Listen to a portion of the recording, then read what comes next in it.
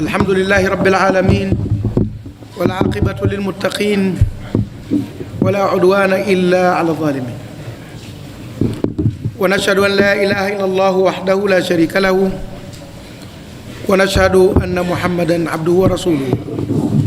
اللهم صل على محمد وآله كما صليت على إبراهيم وآله، وبارك على محمد وآله كما باركت على إبراهيم وآله إنك حميد مجيد.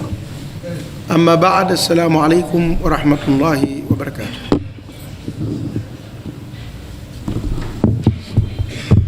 Kitabu tunachosoma leo Riyadhus Salihina, na leo tuko kwenye babu an-nafaqatu ala al-iyali, mlango wa huduma ya familia. Huduma ya familia. Nafaka maana yake ni kila kitu ambacho mtu anakihitaji katika maisha yake ya kila siku, ndio huduma ya kila siku, ikiwa kula, kulala, kuvaa, matibabu, usafiri, ikiwa kule aliko hawezi kutoka, zote zinaingia katika neno nafaka. Ingawa maana kubwa kabisa ya nafaka ni chakula, lakini katika maana pana ni huduma zote za msingi: chakula, mavazi, kulala, matibabu. Kwa hivyo tunatumia neno huduma. Mlango wa huduma. Iyal asili yake ni watoto, lakini inakusudiwa hapa familia. Kwa hivyo mama yao na wao wenyewe, na hata kama kuna jamaa waliokulazimu kuwahudumia, unakaa nao, nao wataingia katika maana ya iyal, kama ndugu zako bado wadogo au wazee wako pia ambao wamekuwa hawajimudu kwa huduma, wanakaa kwako, nao watakuwa ni iyal au wanakutegemea wewe iyal. Asili yake iyal maana yake ni wahitaji. Wa in khiftum ailatan fasawfa yughnikumullahu min fadlihi, na ikiwa mtachelea uhitaji, basi Mwenyezi Mungu atakutoshelezeni katika fadhila zake. Kwa hivyo iyal maana yake ni wale wanaohitaji. Lakini katika Kiarabu cha Yemen, Saudi Arabia, ukisema iyal maana yake watoto. Kayfa al-iyal uncle, kayfa al-iyal al-khal, bkhair tayyibin, vipi watoto, hawajambo? Na ukisema hivyo na mama yao anaingia vile vile, maana wao hawapendi kumtaja mwanamke. Kwa hivyo ukisema iyal bkhair, watoto hawajambo, maana yake na mama yao vile vile kaingia katika jumla ya watoto. Anaitwa mtoto kwa kufunikwa pale, ingawa si mtoto, yeye ndio aliwazaa.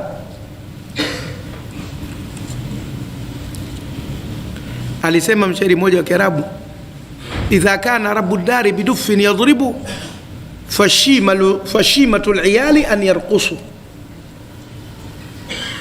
ikiwa mlezi wa nyumba kakamata tutu anapiga ngoma, dufu au tutu. Tutu ni ile ngoma inobanwa kwa magoti, alafu ikatokeza nyuma huko, alafu mtu anapiga mpaka anainama, mdadi unamchukua mpaka anainama, alafu akiona haijakolea anakwenda kuipasha moto. Sasa ikiwa baba mwenye nyumba kashika tutu anapiga, basi itakuwa mwendo wa watoto ni kukata viuno, kwa sababu watoto kwa hawana la kufanya, wao ndio watakao kukataji viuno, kwa sababu baba ndio anaipiga. Lakini kusudio lake, ikiwa baba yuko mbele kinara katika mambo mabaya, na watoto wataingia, ndio mradi wa methali hii. Lakini neno iyal limetumika kwa maana watoto, familia kwa ujumla wake wote. Tumefahamiana vizuri hapo? Ndio hiyo maana yake.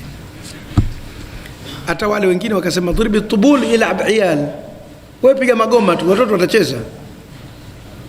Maana yake wewe haribu tu, alafu uone familia yako itakuwa vipi. Wanakutisha hapo, dhuribi tubul ila iyal, wewe piga magoma tu, watoto watacheza. Maana yake usifanye kazi, subaa tu uone familia yako itakavyokuwa. Kwa hivyo iyal tunaita tafsiri kuwa ni familia, ingawa inakuja katika maana ya watoto. Kwa hivyo babu nafaqati ala iyali, mlango wa huduma ya familia. Tumefahamiana Sasa tunakwenda. Qala Allah Ta'ala, amesema Mwenyezi Mungu mtukufu, wa ala almauludi lahu rizquhunna wa kiswatuhunna bil ma'rufi وقال تعالى لينفق ذو سعة من سعته ومن قدر عليه رزقه فلينفق مما آتاه الله لا يكلف الله نفسا إلا ما آتاها. وقال تعالى وما أنفقتم من شيء فهو يخلفه. Kama kawaida yake anaanza milango kwa kutumia aya zinazohusiana na mada anayotaka kuzungumza, halafu anatiririka na hadithi zinazoimarisha hiyo mada yake. Lengo lake zaidi kufundisha hadithi, lakini anatoa faida kwanza kwenye aya za Qur'an. Na tumesema kitabu hichi kina faida kubwa sana kwa watu wa mawaidha, watu wanaoandaa mihadhara ya kidini, watu wanaotoa hutuba za Ijumaa. Kinawasaidia kwa sababu katika kila mada anapata aya, anapata na hadithi katika kuimarisha ile mada yake. Aya inasema wa ala almauludi lahu rizquhunna wa kiswatuhunna bil ma'ruf. Hii iko katika sura al-Baqara. Hakusema hapa, lakini nakumbuka katika sura al-Baqara ile imeanza wal walidatu yurdi'na auladahunna hawlaini kamilaini liman arada an yutimma ar-radha'a wa ala almauludi lahu rizquhunna wa kiswatuhunna bil ma'ruf. Wal walidatu, na wanawake wanaozaa, wazazi. Na pale walidatu wanakusudiwa wanawake tu. Mzazi yuko mwanamume na yuko mwanamke, lakini kwenye ile pale walidatu, wazazi, wanakusudiwa na wanawake tu, ambayo ndio tafsiri ya hospitali. Hospitali usende ukasema mie mzazi wa mtoto, utapelekwa wodi ya kina mama, maternity. Kwa sababu hospitali wakipelekwa wazazi manake ni wale wanaokwenda kujifungua, sio wewe baba. Wewe pale huitwi mzazi. Mzazi kule hospitali ni mwanamke tu. Ikiwa umeitwa shule kwa ajili ya watoto, kwa sababu mimi mzazi wake sawa, kwa sababu shuleni au skuli wakisema wazazi wanamkusudia baba na mama. Na kituo cha polisi vile vile kama mtu mwanao mzazi akaitwa utakwenda. Lakini hospitali ikisema haya wazazi wanatakiwa, usisogee ndugu yangu. Wache wende akina mama peke yao, kwa sababu pale ndio wazazi, kwa sababu wanachukua kile kitendo cha kuzaa. Imekuwa wazazi hospitali ina nusu ya maana, wazazi maneno mengine ina maana kamili, baba na mama.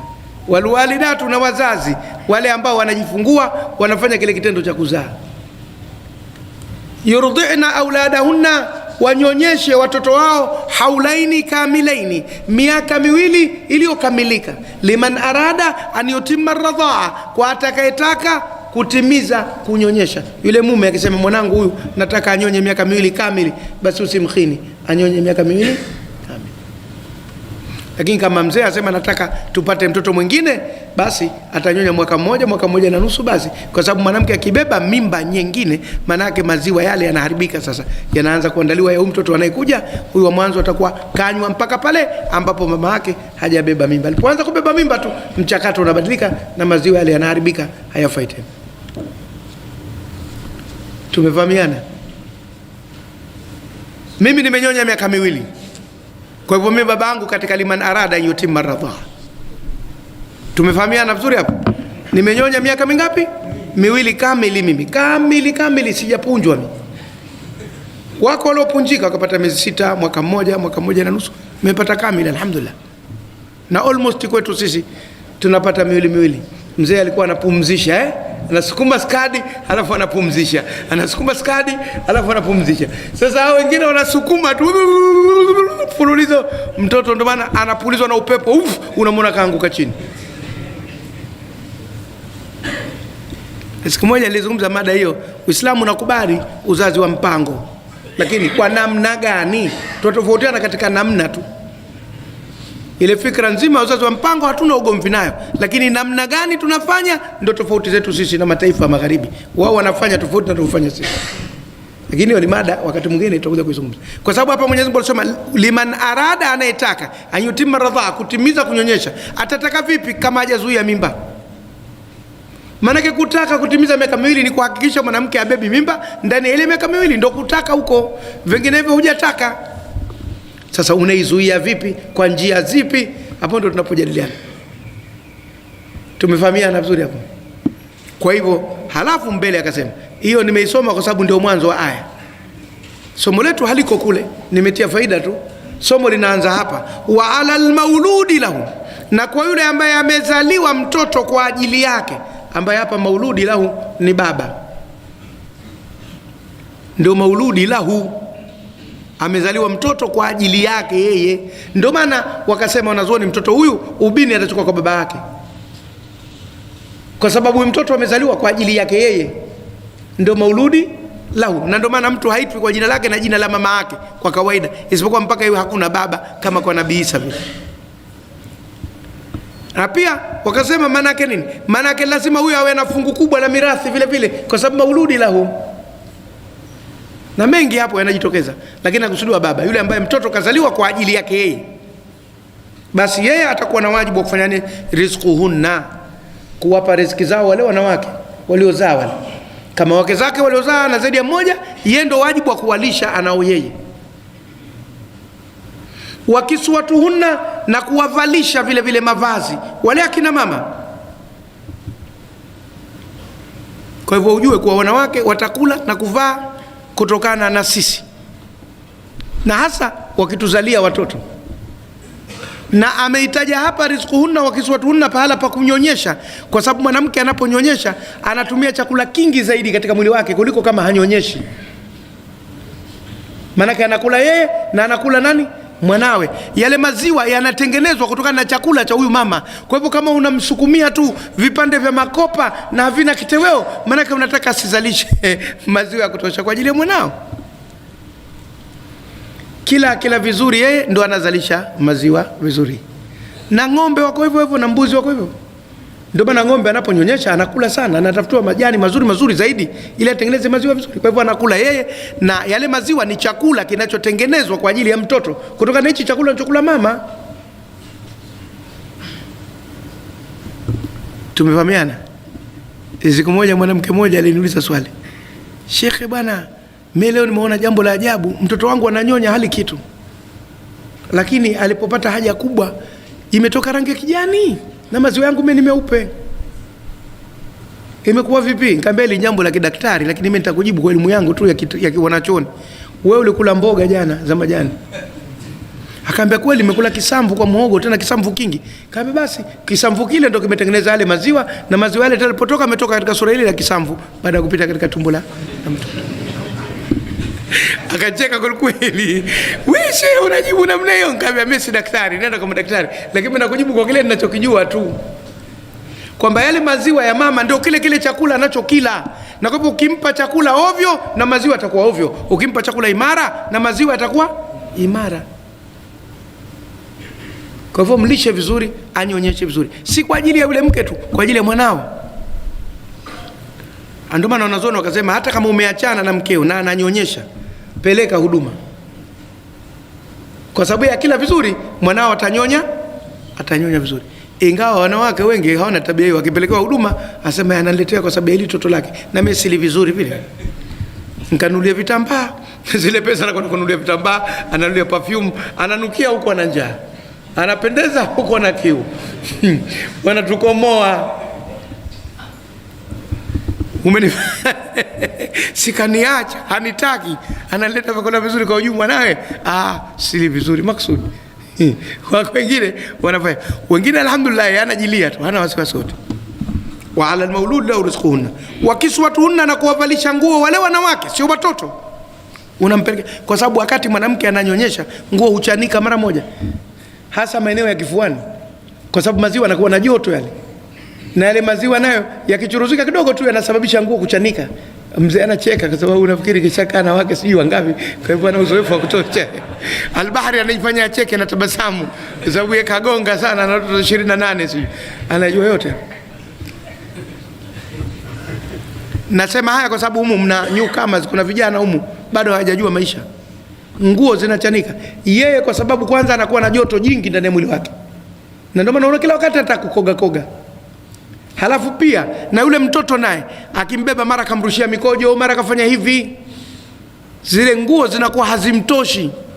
Kwa hivyo lazima swala la nguo liendelee tena kuwepo wakati kipindi kile ananyonyesha.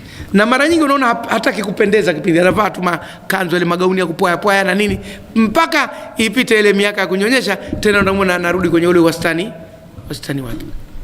Kwa hivyo pana mazingatio maalum hapa, rizquhunna wa kiswatuhunna. Lakini kasema bil maarufi, kwa kile kinachoeleweka.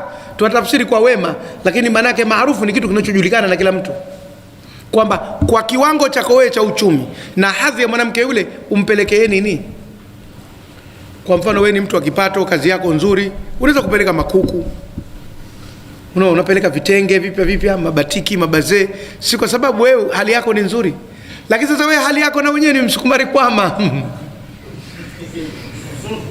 utapeleka dagaa bil maarufi, utapeleka viwambu maharage, akila usiku mbwa na kufa kwa mashuzi, sawa,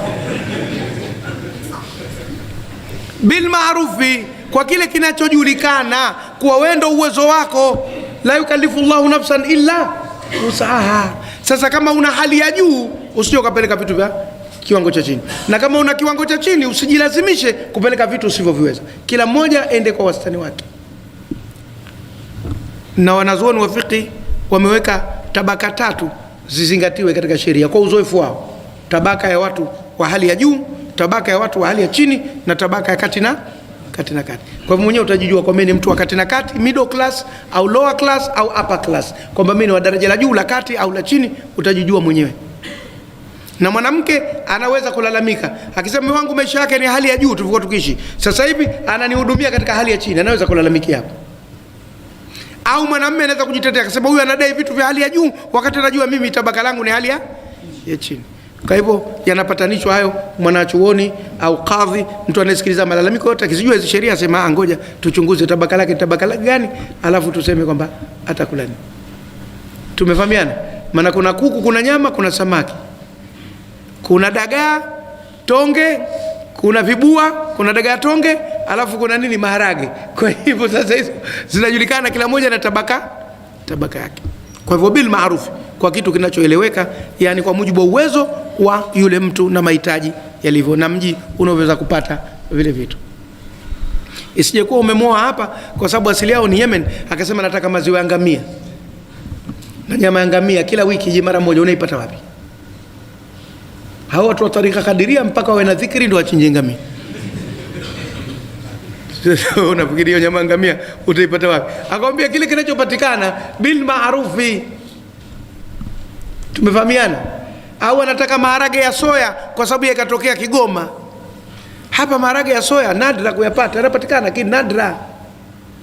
Kwa hivyo asikulazimishe aina fulani ya kitu mpaka kiwe bil maarufi, lakini hapo panataka busara na nini kila kitu. Hiyo ndio aya iliyoanza nayo. Waqala taala, na akasema Mwenyezi Mungu mtukufu tena hii katika suratu Talaq sasa, liyumfiq dhu sa'atin min sa'atihi, na atoe mwenye wasa, mwenye nafasi katika nafasi yake, wa man qudira alayhi rizquhu, na yule ambaye imefinywa kwake riziki yake, yani imekuwa ndogo, basi falyumfiq mimma atahu Allah, atoe kutokana na kile alichompa Mwenyezi Mungu. La yukallifu Allahu nafsan illa ma ataha, Mwenyezi Mungu hailazimishi nafsi kufanya jambo isipokuwa kwa vile ambavyo ameipa ifanye kwa uwezo wake. Aya hii inatuunganishia tena maana zile nilizozungumza mwanzo. Kule ni suala la nini? La kunyonyesha mtoto ndani ya miaka miwili. Hapa ni suala la huduma ya mke wakati yumo ndani ya eda, kwa sababu hii iko katika suratu Talaq. Ndo akasema liyumfiq dhu sa'ati min sa'ati, na atoe mwenye nafasi katika nafasi yake katika hicho kipindi cha eda chote. Talaka ya kwanza na talaka ya pili, mke anahudumiwa na mumewe hata kama ameshaachwa, ikiwa yumo ndani ya eda ambao wastani ni kipindi cha miezi 3. Sasa kwa sababu anachukuliwa sasa mwanamke, kwa sababu hakuna mwingine anayeruhusiwa kuja kumuoa wala kumposa wala kuanzisha mazungumzo, kwa bado yumo ndani ya himaya yako mwenyewe. Tumefahamiana vizuri hapo? Watu wa mpira wanajua, kama mchezaji ambaye tumemtema lakini bado hatujamwandikia kibali cha kuhama klabu, hawezi kuchukuliwa na klabu nyingine mpaka apate barua ya uhamisho. Kwa hivyo huyu bado hana barua ya nini? Ya uhamisho. Japo kwake shatemwa, lakini hana barua ya uhamisho, na kwa hivyo hakuna anayeweza kuja kumhamisha katika kipindi chote kile kama hana barua ya uhamisho mchezaji, na kama alikuwa analipwa atalipwa na ile klabu yake kule, madhali bado hajapewa barua ya nini? Ya uhamisho. Lakini bila shaka hatolipwa kiwango kile ambacho angeweza kulipwa wakati hana uhamisho, kitapungua kidogo. Ndio sheria za michezo, tunakwambia sheria za michezo. Lakini hapa tutazungumzia sheria za familia, kwamba huyu keshapata kibali cha uhamisho, ndio hahudumiwi tena. Kama hajapata kibali cha uhamisho kutakuwa na huduma bado. Ama ndani ya eda hajapata kibali cha uhamisho katika talaka ya kwanza na talaka ya nini?